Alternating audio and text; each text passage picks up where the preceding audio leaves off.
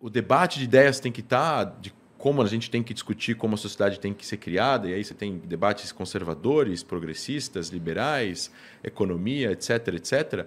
Mas tudo isso dentro de uma ideia que preze pelo respeito ao próximo, pelo respeito às pessoas, pelas minorias, pelo direito das pessoas de viverem e de voltarem para suas casas, pelas suas condições raciais ou religiosas ou étnicas não serem em nenhum momento mencionadas só porque elas pensam A, B ou C.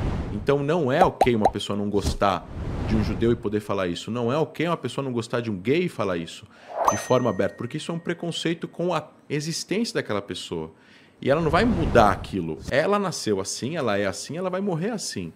E isso não é ok. Debater ideias de como construir uma sociedade mais justa, mais rica, falar de economia é uma coisa. Preconceito com pessoas pela sua existência, seja ela como for, não é ok, na minha opinião. O nazismo, ele acende influenciando pessoas também. Ele não acende em armas, não é? Exato. Existe um filme chamado A Onda, que eu sugiro quem quiser procurar, um filme bastante antigo, onde nos Estados Unidos um garoto numa escola, acho que no ensino médio, perguntam para o professor como foi isso que o nazismo conseguiu conquistar os corações e mentes de tantas pessoas, de tantos alemães, né, de tantas pessoas. E ele monta um esquema de domínio, de poder, de influência de poder e de o que a gente chama de criação de inimigos externos, onde pessoas deveriam ser perseguidas e outras deveriam ser protegidas. E ele cria um sistema, um microsistema na escola, como se fosse um regime nazista. E aí ele, em um dado momento, ele acaba mostrando a realidade para os estudantes num evento. E isso é muito marcante. O meu avô, pai do meu pai, sobreviveu ao Holocausto. Ele fugiu de um campo de extermínio, Sobibor, que era um campo que as pessoas chegavam e morriam automaticamente. Tocava música clássica na estação de trem. As pessoas desciam achando que iam tomar banho, marchavam até a câmara de gás, entravam e morriam. Meu avô, por sorte, disse que era jardineiro quando ele chegou. E botaram ele de lado. E ele misturava as cinzas dos mortos que eram queimados nos fornos depois da câmara de gás com a terra para poder fazer espaço. E 6 meses depois, eles se juntaram com vários judeus e alguns presos russos que estavam lá, fizeram uma revolta bem-sucedida e mataram 10 ou 11 oficiais da SS, cada um em algum lugar diferente do campo. Isso desestabilizou as forças polonesas que estavam guardando as entradas dos campos. Tinham 11 oficiais da SS, que eram considerados as pessoas mais hierarquicamente mais capacitadas lá, e tinham soldados poloneses guardando a parte do campo como se fossem vigias. Eles se desestabilizaram e muitos judeus fugiram. Meu avô participou da revolta, matou um nazista e fugiu. 300 pessoas fugiram, 55 sobreviveram dessa fuga. Meu avô foi um deles, senão não estava aqui hoje.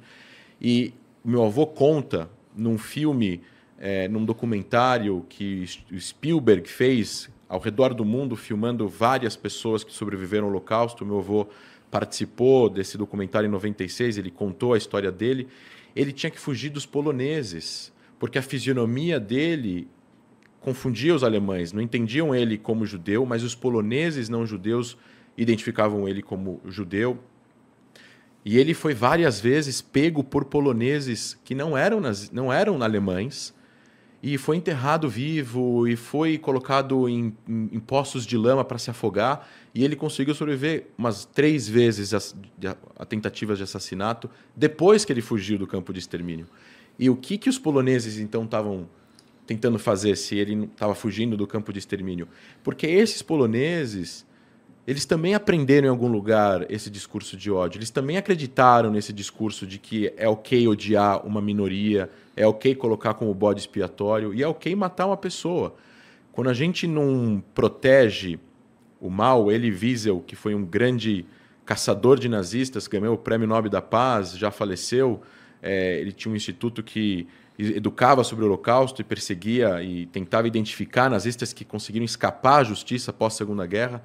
Ele dizia que para o mal vencer, o bem não precisa fazer nada. E Einstein também falava algo parecido com isso. Então, eu acho que é muito importante as pessoas entenderem, eu acho que os seguidores do Flow, como o maior podcast do Brasil, precisam entender. A gente precisa estudar essas questões. A gente precisa construir no Brasil e continuar construindo uma sociedade mais fraterna com as outras pessoas que são diferentes, sem preconceitos. E isso, para acontecer, não pode haver, de jeito nenhum, uma normalização, uma banalização, uma normalização de um dos períodos mais sombrios que aconteceu na história da humanidade. O Brasil foi palco. O Brasil foi o país que teve o maior partido nazista fora da Alemanha durante a Segunda Guerra Mundial. Recentemente... Houve um partido nazista no Brasil? Houve um partido de 3 mil pessoas, os integralistas, com passeata, com suástica, com a bandeira do Brasil do lado da bandeira nazista.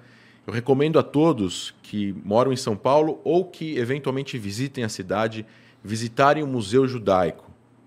Lá tem uma exposição sobre isso e mostram as fotos sobre essas passeatas no Brasil. É assustador imaginar que isso aconteceu no Brasil. Então a gente precisa sim falar sobre isso, a gente precisa sim combater o intolerável. O intolerável não tem espaço.